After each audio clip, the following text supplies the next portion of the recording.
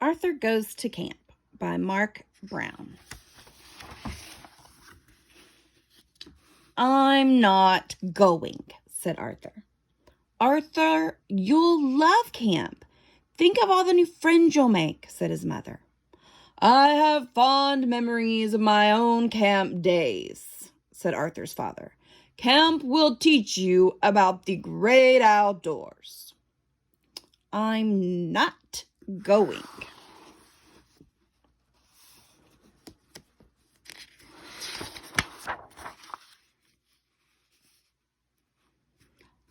Arthur was at the camp bus stop the next morning. Buster was standing with a new kid. He's got 100 comic books in his foot locker, squealed Buster, pointing to the brain. Francine was there too. You guys better watch out. Tent 3 is full of bats and snakes, she yelled out the window. It's going to be just like school, the girls against the boys, thought Arthur.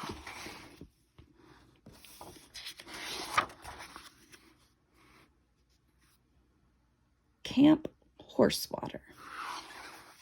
When the bus passed Camp Horsewater, even the girls stopped teasing. Look at those guys, said Buster. They're going to be in great shape for our scavenger hunt. No wonder they always win. That's no camp. That's a zoo, said Arthur. Dear Mom and Dad, I'm not at camp yet. I'm very homesick, and I miss you very much. Please write soon. Love, Arthur. Things were different at Camp Meadowcrook. Well, at least for the girls. I'll do my best to make this a wonderful summer for you, said the girls' counselor, Becky. Even Muffy looked eager when she pulled up in her limousine. Where do I plug in my air conditioner? She hollered. The boys' counselor was a different story. Attention, men! Line up, barked Rocky. Stand up straight. Suck in those guts. I've never seen such a soft, flabby bunch. No dessert for you men this summer. Muffy had brought her own dessert. After a dinner that tasted like macaroni and fleas and worm burgers, she opened her trunk. The girls dug in. At bedtime, Muffy discovered the tent had no electricity. How will I brush my teeth? She moaned.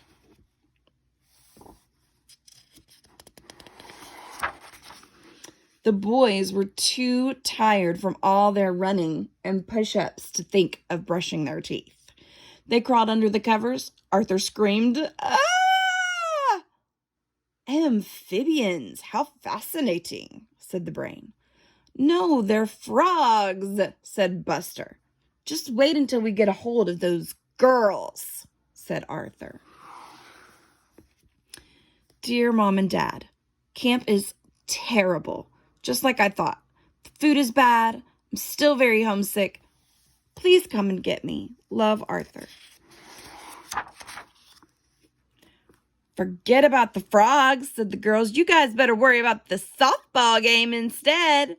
The girls were beating the boys at everything. Disgusting, said Rocky.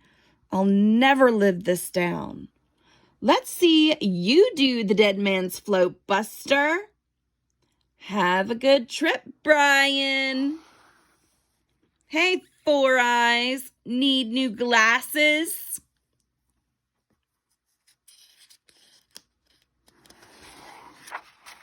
In fact, all that week, the girls were great campers. They built campfires, pitched tents, tied knots, identified plants. All the boys could find was poison ivy. Rocky hid in his cabin. Arthur wrote postcards home. Dear Mom and Dad, I miss you, and I cried when I read your letter. When are you coming to get me? Camp is gross. Love, Arthur.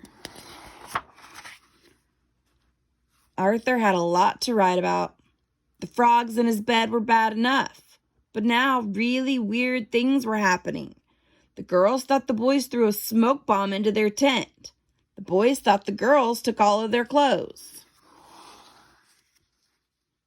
But one night, everybody heard strange noises and footsteps in the woods. It had to be someone else. Dear Mom and Dad, this place gives me the creeps. I've got to get out of here. Love, Arthur. Everyone was too scared to tell ghost stories. We have to do something, said the brain. Let's stand watch tonight and find out what's going on.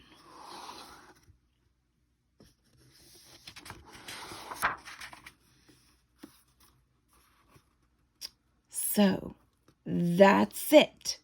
Camp Horsewater, whispered Buster. They've been trying to scare us all along.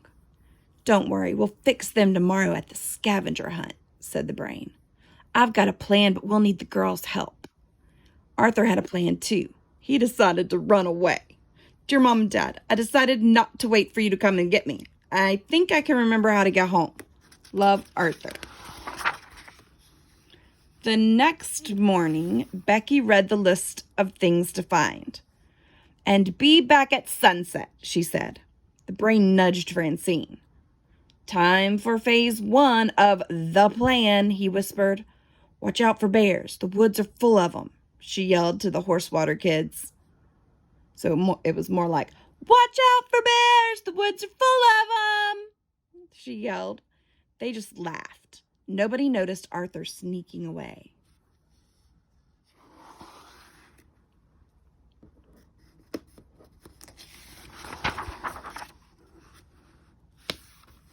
Everybody was in the woods looking for things. Strange noises started coming from the bushes.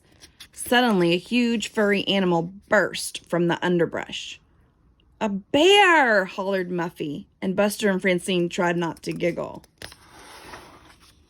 When the Meadow Croak team started hunting again, the bear helped too.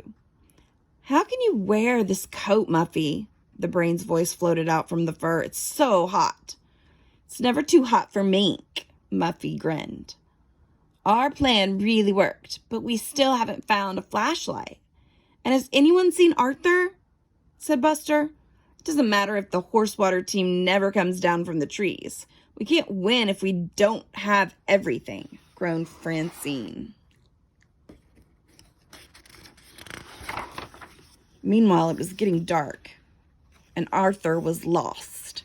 He heard strange noises. Were they footsteps? Arthur reached into his backpack for his flashlight, and he snapped it on.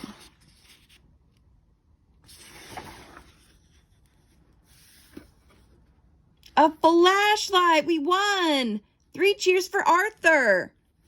Dear Mom and Dad, the scavenger hunt was great. Camp is great.